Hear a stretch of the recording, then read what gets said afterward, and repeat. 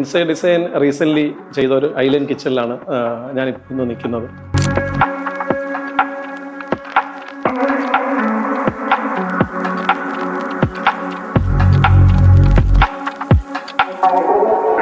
ഇതിനകത്ത് നമ്മൾ ഉപയോഗിച്ചിരിക്കുന്ന കൗണ്ടർ ടോപ്പ് നാനോ വൈറ്റ് ആണ്.